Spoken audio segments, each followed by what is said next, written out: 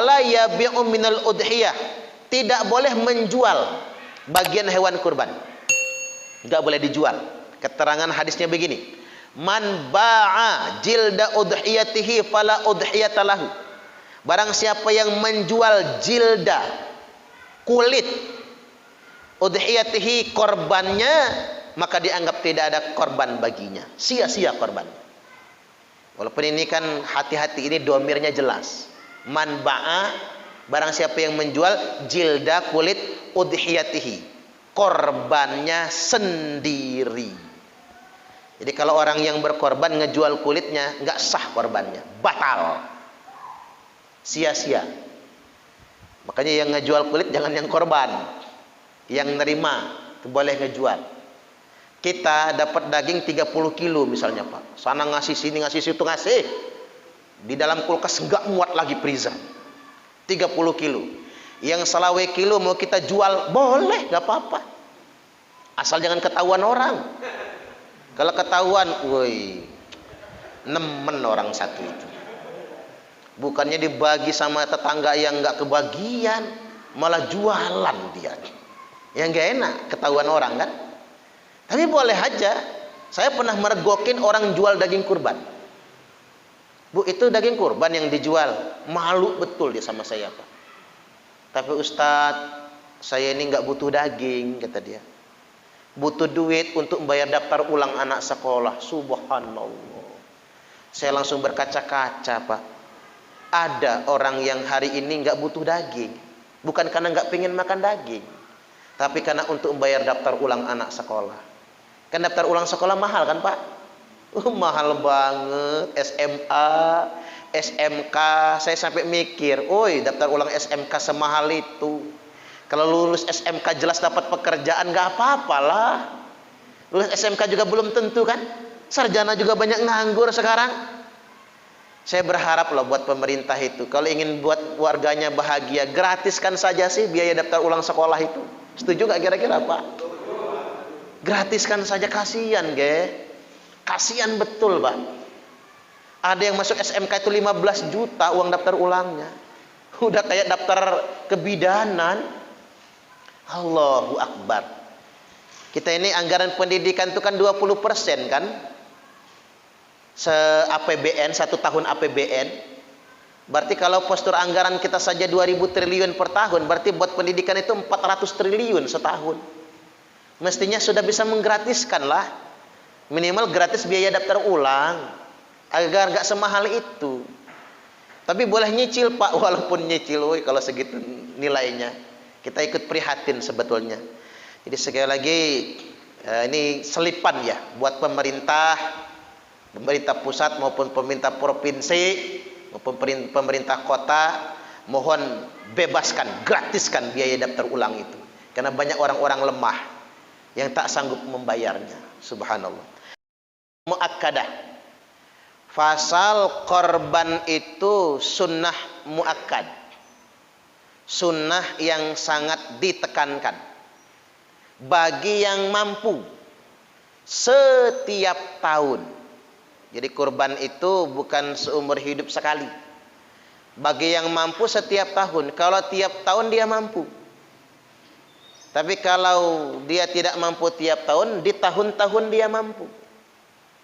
Makanya mangkana lahu sa'atun walam yudhi, barang siapa yang sanggup baginya berkorban di hitungan 4 hari itu, Idul Adha, 3 hari tasyrik, dia sanggup beli kambing, dia sanggup berkorban, walam yudhi, tapi dia tidak berkorban, fala yuqribanna musallana, maka awas kata Nabi, jangan dekat-dekat dengan tempat sholat kami.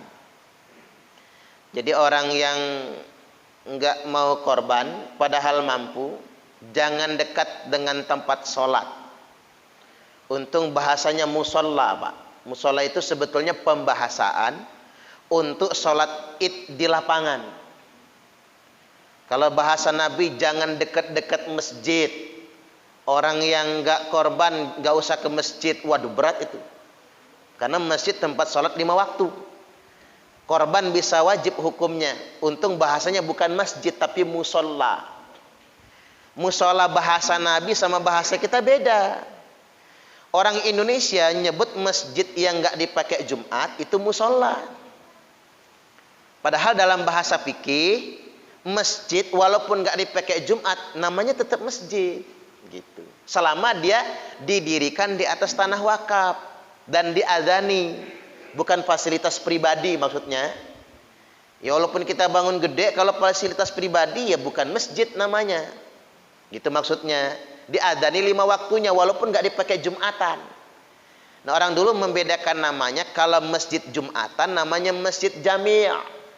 Tapi kalau masjid nggak dipakai Jumatan masjid biasa. Nah musola dalam bahasa Nabi itu bukan masjid. Musola dalam bahasa Nabi adalah lapangan atau tempat sholat istisqa, entah pinggir pantai, entah di lapangan gitu. Yang itu berupa hamparan yang digunakan untuk sholat. Itu namanya musola. Termasuk pengkhususannya Pak, sholat kita yang di rumah itu, kan ada musola di rumah itu. Itu namanya musola, bukan masjid itu. Jadi jangan tahiyatul masjid, karena itu fasilitas pribadi. Termasuk kalau kita ke mall, kan ada tempat sholat. Itu namanya musola, benar. Karena dia bukan masjid aslinya. Karena di situ tidak diadzani, dan itu bukan fasilitas umum. Tapi fasilitas lingkungan usaha, itu bedanya. Makanya saya pernah Pak ditugasi jadwal Jumatan di komplek pergudangan. Mana masjidnya nggak ada, dia ruangan begitu saja, aula dijadikan tempat Jumatan. Saya terpaksa sholat zuhur lagi habis itu, nggak mungkin saya tinggalkan. Cuman saya tegur, nggak boleh mendirikan Jumatan di tempat begini. Ini masih musola namanya. Yang namanya Jumatan wajib di masjid yang didirikan masyarakat perkampungan. Nggak sah, jadi wajib sholat Jumat lagi itu. Sampai segitunya. Itulah bedanya ya. Jadi sekali lagi Nabi ngusir, jangan dekat-dekat dengan tempat sholat itu. Bahasanya ginilah. Ini yang nggak mau korban padahal mampu, itu pelit maksudnya. Udah, nggak usah Idul Adha. Balik aja, pulang ke rumah. Nggak usah sholat Id, maksudnya begitu. Karena kedudukan sholat Id itu sunnah muakkad, maka menyusul kurban juga kedudukannya sunnah muakkad, sunnah yang ditekankan. Jadi saya harus gunakan bahasa proporsional, khawatir kita ini berlebih-lebihan mewajibkannya. Tapi ada penekanan di situ. Artinya Nabi benci sama orang yang tidak mau berkorban padahal mampu. Baik, selanjutnya wa yujzi'u fihal jaza'u minad do'ni. Kita bicara tentang kriteria umur. Yang diperbolehkan kalau dia jenis biri-biri, umurnya al-jaza'u minad do'ni. Ulama beda pendapat tentang perkara ini. Ada yang mengatakan biri-biri itu ma'au fasanatan au qarabaha. Sudah berumur setahun atau mendekati setahun. Berarti kurang kan? Ada yang berpendapat 6 bulan lebih selama sudah poel giginya. Itu biri-biri. Selanjutnya watani minal ma'zi. Nah kalau untuk jenis kambing Jawa, kambing kita ya Pak, itu ma'au fasanatan wa dakhala fitaniyah. Kalau umurnya sudah 1 tahun genap, masuk tahun yang kedua. Enggak boleh kurang dari 1 tahun. Kalau masih susah juga nandainnya, poel giginya. Selanjutnya watanium minal ibil, watanium minal bakar. Unta juga begitu. Nah unta ini dianggap cukup umur. Umumnya ulama berpendapat arba'a sanawatin, berumur 4 tahun. Wadakhala fil khamisah, masuk tahun yang kelima. Mungkin unta tak secepat sapi pembesarannya. Karena ini hewan besar, yang satu bisa diperuntukkan 7 orang, maka menunggu 4 tahun. Sedangkan sapi ma'au fasanata ini wadakhala fi tsalitsah. Kalau sapi itu 2 tahun genap, masuk tahun yang ketiga. Berarti nggak boleh kurang ya Pak. Kalau cuma 23 bulan kan masih kurang, belum boleh sapi itu. Jadi harus pas 24 bulan, masuk tahun yang ketiga. Selanjutnya watut jaziul badanatu an sab'atin wal baqaratu an sab'atin wasyatu an wahidin. Sah diperbolehkan bahwasanya unta itu atas 7 orang, sapi itu 7 orang, kambing itu 1 orang. Begitu ketentuannya. Jadi sapi 7 orang,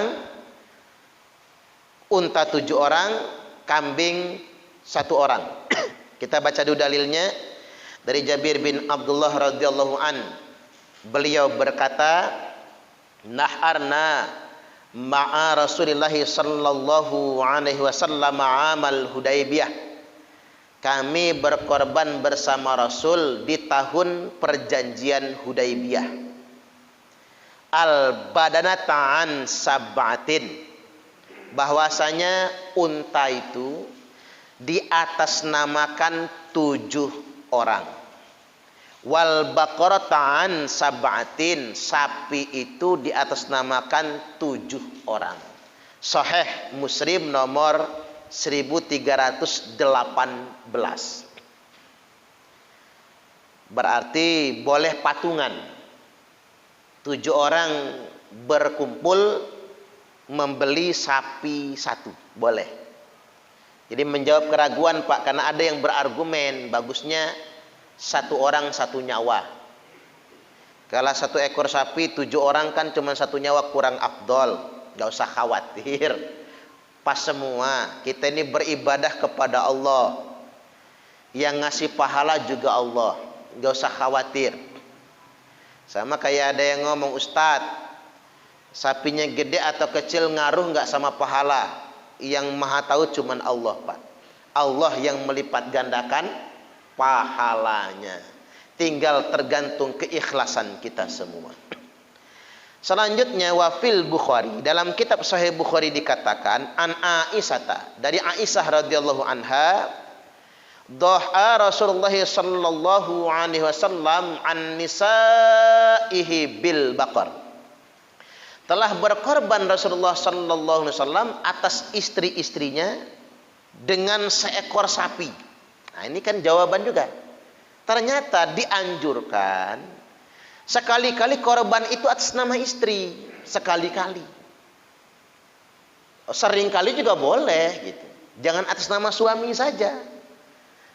Atas namakan istri walaupun istri nggak nyari. Ini praktiknya dari Nabi. Ini juga ngejawab keraguan. Ada yang ngomong udah korban mah nggak usah atas nama istri, anak-anak cukup, suami aja berkorban udah mencukupi. Enggak juga. Ya kalau memang cuman mampunya 1 enggak masalah, tapi sekali-kali contoh Nabi mengatasnamakan istrinya. Cuman istri Nabi kan nggak 1, Pak. Ini kalau 1 sapi minimal 7 nih, yang ini aja udah 7. Istri Nabi itu kan totalnya 14. Subhanallah. Saya jadi mikir gimana lah kalau saya begitu ya. 4 aja nggak keembat ya, Pak ya. 1 aja nggak habis ya. Ini 14, luar biasa, subhanallah. Tapi jangan nuduh Nabi yang bukan-bukan. Karena memang banyak hikmah di balik itu semua. Apalagi zaman itu belum ada orang anti poligami, belum ada. Bukan hanya orang Islam, Pak, semua bangsa poligami mah biasa. Nabi Sulaiman istrinya 1000 loh. Subhanallah. Gimana ngegilirnya gitu ya. Allahu Akbar. 1000 itu. Saking banyaknya. Kita mah nggak seberapa. Udah biasa orang zaman itu. Bukan hanya orang Islam, kekaisaran Romawi, Persia, kekaisaran Cina gitu ya. Dinasti-dinasti Cina ya sama aja biasa. Raja Jawa sama aja lah, Majapahit, Pak, Raja Sriwijaya ya sama aja lah. Sekarang aja orang tabu kan, kayak nyaci maki poligami ya janganlah. Jadi sesuatu yang tidak diharamkan, jangan sampai kita berkata yang tak beradab kepada Nabi, karena beliau itu kekasih Allah. Menghina Nabi sama saja dengan menghina Allah Subhanahu wa taala. Baik, yang berikutnya, Nabi berkorban atas nama istri-istrinya dengan seekor sapi. Berarti diperkenankan mengatasnamakan istri. Sahih Al-Bukhari nomor 5228. Cuman kalau mampunya 1 ekor kambing atau sapi satu bagian dia juga nggak apa-apa. Nggak jadi masalah yang sedemikian rupa. Baik, selanjutnya kita bahas wa arba'un la tujzi'u fil dhahaya. Ada 4 cacat hewan yang nggak boleh digunakan untuk berkorban. 1. Al-aura'ul bayyinu awaruha. Hewan yang buta, yang jelas butanya. Ada kalimat al-bayyinu awaruha. Berarti buta permanen ya Pak. Kalau cuman rabun katarak nggak apa-apa, nggak masalah itu. Cuman minus plus nggak apa-apa. Tapi kalau buta sebelah atau dua-duanya nggak sah digunakan untuk berkorban. Selanjutnya wal arja'ul bayyinu arajuha. Hewan yang pincang, yang jelas-jelas cacat kakinya, maka nggak sah digunakan berkorban. Walaupun harganya murah ya. Wal maridatul bayyinu maraduha. Hewan yang sakit, tepar ngegeletak, nggak bisa tegak berdiri, nggak sah digunakan berkorban. Yang keempat wal ajfa. Hewan yang kurus kering. Di sini dikatakan wal kasiratul lati la tunqi. Hewan yang sampai kering sumsumnya, perutnya kempot, rusuknya nongol, jalan saja tertatih, nggak sah digunakan untuk berkorban.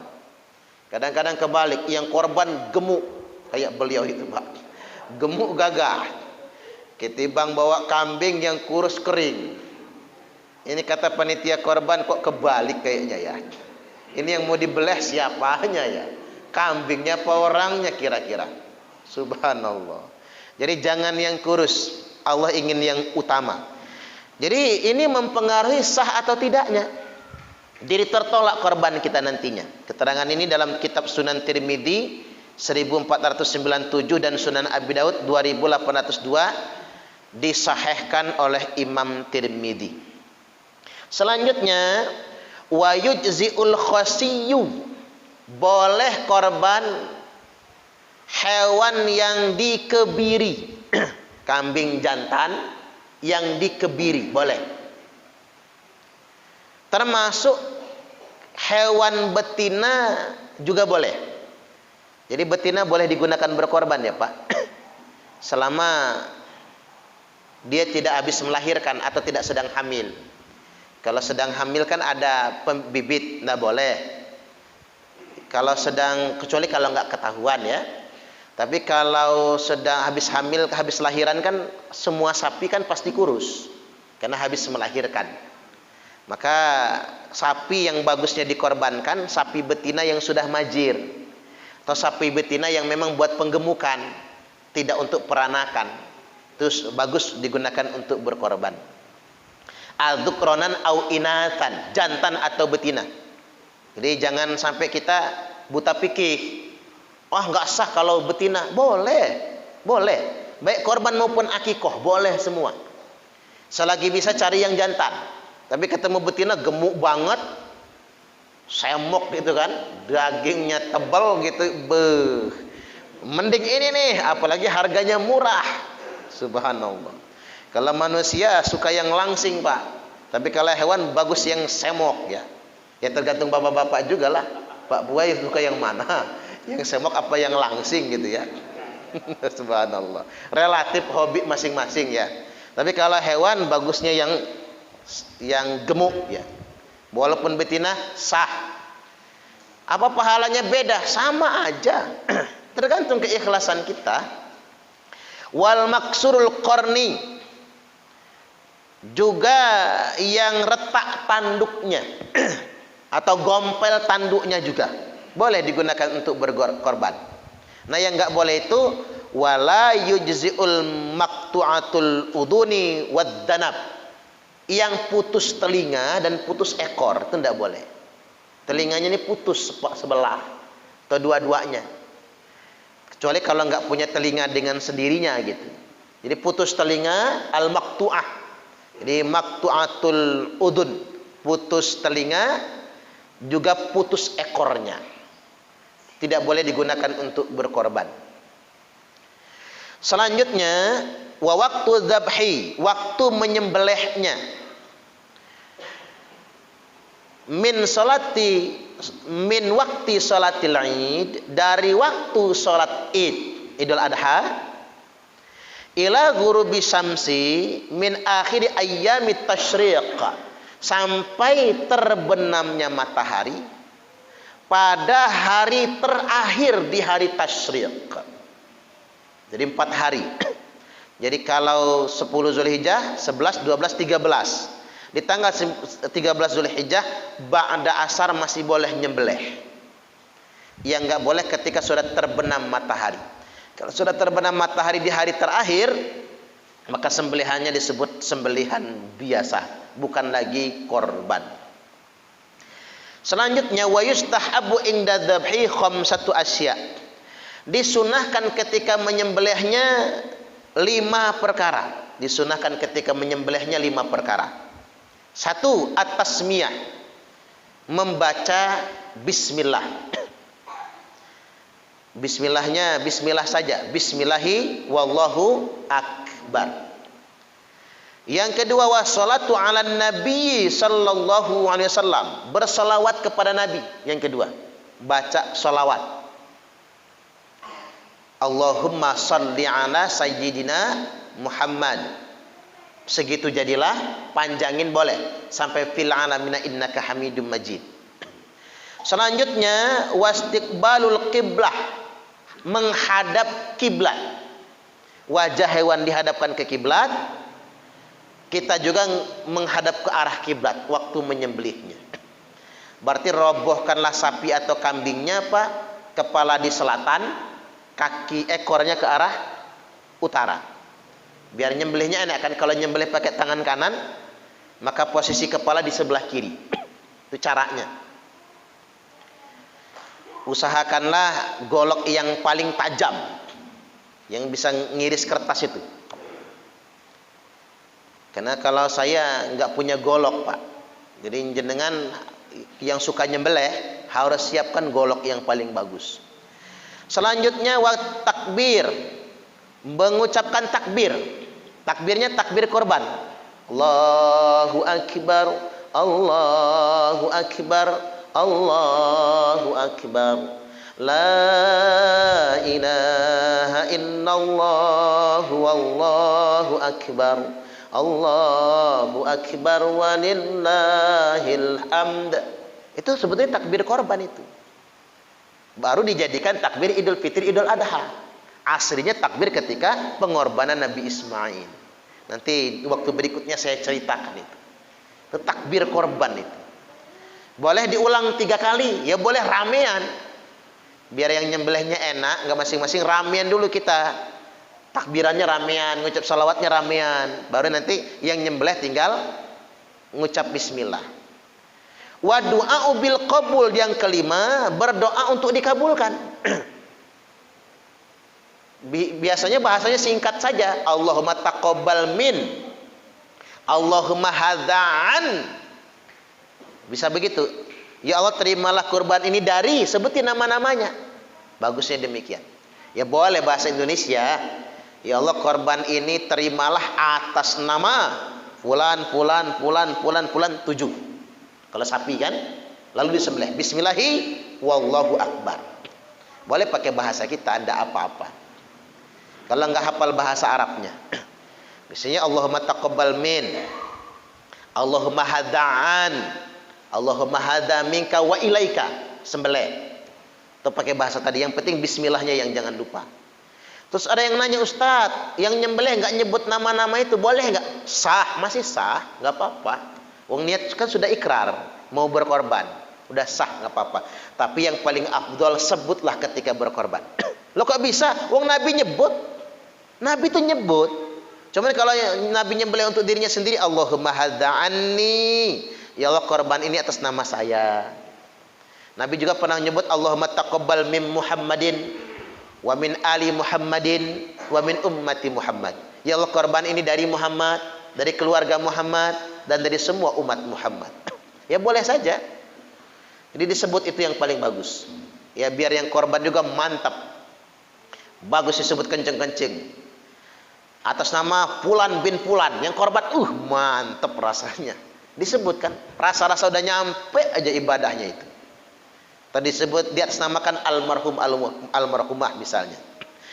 Baik, selanjutnya atau dalam kaifiat yang lain ada juga dihadapkan ke arah kiblat, bertakbir lalu mengucap ini wajahtu.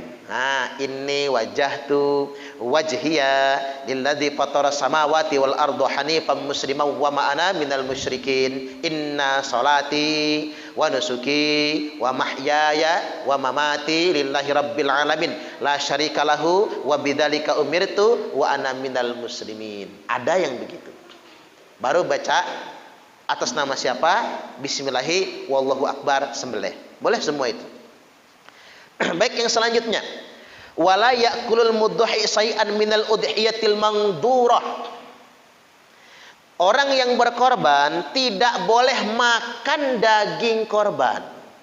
Kalau korban itu korban nazar. Minal udhiyatil mangdurah, kalau itu korban nazar, tidak boleh. Korban nazar itu kayak mana? Ya Allah, kalau anak saya terima PNS, saya nazar mau korban tahun ini dengan seekor sapi. Nah, itu nazar namanya. Keterima betul nazar. Atau bapak-bapak kena COVID, lagi diselang, lagi di oksigen, mati dah gua. Derasa mau mati aja.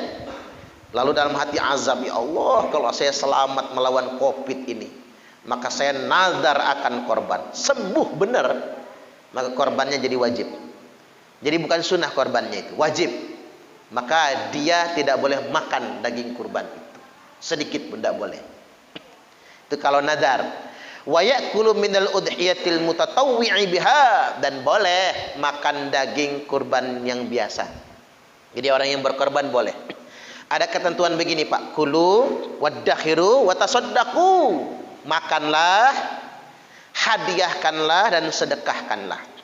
Kata makanlah berarti orang yang berkorban bersama keluarganya boleh makan. Tapi maksimal sepertiga. Maksimal ya. Jangan minimal. Kalau kita urus sendiri nggak apa-apa sepertiga itu ngambilnya. Cuman kalau pakai panitia korban bikin sebel panitia. Ada yang datang bawa sapi, saya korban sapi, tapi tolong ya sepertiganya kasih ke saya. Kata panitia, bawa lagi sapimu, sembelih sendiri, urus dewe. Ya bikin sebel ya Pak.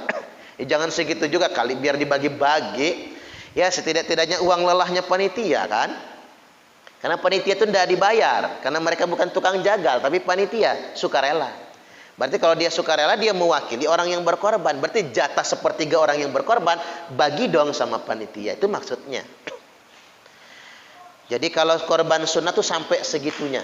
Makanya begini Pak, kalau memang ada, tidak memungkinkan, artinya semua udah kebagian, melebihkan panitia itu boleh. Kan ada masjid kaku banget, panitia nggak boleh dikasih lebih, harus sama. Kasihan panitia. Kata panitia, mending gua nggak usah jadi panitia lah. Udah capek gitu, boleh dilebihkan. Siapa yang buat aturan nggak boleh? Boleh. Kan yang nggak boleh itu bayar tukang jagal pakai hewan kurban. Kalau bayarin pakai duit boleh. Itu kan bukan tukang jagal panitia. Tukang jagal itu rumah potong hewan Pak, kalau bahasanya sekarang. Memang profesi gitu. Karena orang Arab tuh nggak punya gotong royong, nggak kayak kita. Indonesia itu punya bangsa gotong royong. Orang Arab kalau korban, orang sugih beli unta, beli sapi, dia panggil tukang jagal, potong hewan saya, cacah bagiin. Ini bayarannya buat kamu. Begitu, memang profesi. Kalau Indonesia enggak, karena saking gotong royongnya. Bahkan unik Indonesia ini, unik banget. Orang yang nggak pernah ke masjid, kalau hari raya korban, nongol ke masjid. Bawa asahan sama pisau. Wah, udah ngasah-ngasah aja. Padahal nggak terdaftar di panitia, enggak. Ngapa Mas ya? Kalau boleh-boleh bantu begitu. Saking ya Pak, ya juga ya. Usahakan ya Pak, tetangga itu jangan sampai ada yang nggak kebagian ya. Nggak enak loh Pak. Kalau sampai ada yang nggak kebagian. Bukan masalah dagingnya, daging kebeli loh Pak. Daging itu kebeli. Jadi kumpul-kumpul walaupun 150 harga dagingnya sekilo masih kebeli. Cuman sakitnya itu yang gak enak. Waduh, nggak kebagian daging, nggak dianggap kita sama orang masjid gitu. Jangan sampai. Karena ada lingkungan yang kaku, itu nggak sholat nggak usah dikasih. Jangan. Yang membolak-balikkan hati itu Allah. Ya siapa tahu kalau kita kasih daging, dia jadi dapat hidayah kan? Yang tadinya nggak pernah ke masjid jadi ke masjid dianya. Harus begitu, ini bagian dari syiar. Makanya dibagi dalam 3 kategori. Makanlah, hadiahkanlah, sedekahkanlah. Kata hadiah itu kan entah yang nerimanya nggak sholat, atau bahkan non muslim, atau bahkan orang kaya. Makanya orang kaya boleh dapat, walaupun dia mungkin malak makan daging, tiap hari dia makan steak soalnya, mungkin udah bosan dia makan daging, tapi kasih aja, ndak apa-apa. Itu syiar kita bersama. Karena korban beda dengan zakat soalnya. Nah, jadi itu yang perlu saya ingatkan. Jadi sebijaksana mungkin panitia korban itu. Dan kalau sudah memutuskan sesuatu, Pak, nggak usah riweh sama kata-kata orang, karena panitia bekerja. Sudah dimusyawarahkan sedemikian rupa. Jadi saya sarankan seringan mungkin ya, selonggar mungkin, jangan dibuat kaku dalam hukum agama ini. Selanjutnya, wala yabi'u minal udhiyah, tidak boleh menjual bagian hewan kurban, tidak boleh dijual. Keterangan hadisnya begini: man ba'a jilda udhiyatihi fala udhiyatalahu. Barang siapa yang menjual jilda, kulit, udhiyatihi, korbannya, maka dianggap tidak ada korban baginya, sia-sia korban. Walaupun ini kan hati-hati, ini domirnya jelas. Man ba'a, barang siapa yang menjual jilda, kulit, udhiyatihi, korbannya sendiri. Jadi kalau orang yang berkorban ngejual kulitnya, nggak sah korbannya, batal, sia-sia. Makanya yang ngejual kulit jangan yang korban, yang nerima itu boleh ngejual. Kita dapat daging 30 kilo misalnya, Pak, sana ngasih sini ngasih situ ngasih, di dalam kulkas nggak muat lagi freezer, 30 kilo. Yang selawe kilo mau kita jual boleh, nggak apa-apa, asal jangan ketahuan orang. Kalau ketahuan, woi, nemen orang satu itu. Bukannya dibagi sama tetangga yang nggak kebagian, malah jualan dia. Yang nggak enak, ketahuan orang kan. Tapi boleh aja. Saya pernah meregokin orang jual daging kurban. Bu, itu daging kurban yang dijual. Malu betul dia sama saya, Pak. Tapi Ustadz, saya ini nggak butuh daging, kata dia. Butuh duit untuk membayar daftar ulang anak sekolah. Subhanallah. Saya langsung berkaca-kaca, Pak. Ada orang yang hari ini nggak butuh daging, bukan karena nggak pengen makan daging, tapi karena untuk membayar daftar ulang anak sekolah. Kan daftar ulang sekolah mahal kan, Pak? Mahal banget. SMA, SMK, saya sampai mikir, oi, daftar ulang SMK semahal itu. Kalau lulus SMK jelas dapat pekerjaan, nggak apa-apalah. Lulus SMK juga belum tentu kan. Sarjana juga banyak nganggur sekarang. Saya berharap loh buat pemerintah itu, kalau ingin buat warganya bahagia, gratiskan saja sih biaya daftar ulang sekolah itu. Setuju nggak kira-kira, Pak? Gratiskan saja, kasihan, ge. Kasihan betul, Pak. Ada yang masuk SMK itu 15 juta uang daftar ulangnya. Udah kayak daftar kebidanan. Allahu Akbar. Kita ini anggaran pendidikan itu kan 20% kan? APBN, 1 tahun APBN. Berarti kalau postur anggaran kita saja 2.000 triliun per tahun, berarti buat pendidikan itu 400 triliun setahun. Mestinya sudah bisa menggratiskan lah. Minimal gratis biaya daftar ulang, agar nggak semahal itu. Tapi boleh nyicil, Pak, walaupun nyicil, woy, kalau segitu nilainya. Kita ikut prihatin sebetulnya. Jadi sekali lagi, ini selipan ya buat pemerintah pusat maupun pemerintah provinsi maupun pemerintah kota, mohon bebaskan, gratiskan biaya daftar ulang itu. Karena banyak orang-orang lemah yang tak sanggup membayarnya. Subhanallah. Baik, yang berikutnya, wayut imul fuqara awal masakin, beri makan orang fakir dan miskin, itu yang utama. Seandainya korban terbatas, yang fakir miskin banyak, maka fokuskan saja korban buat fakir miskin. Kecuali kalau banyak, maka bagiin rata.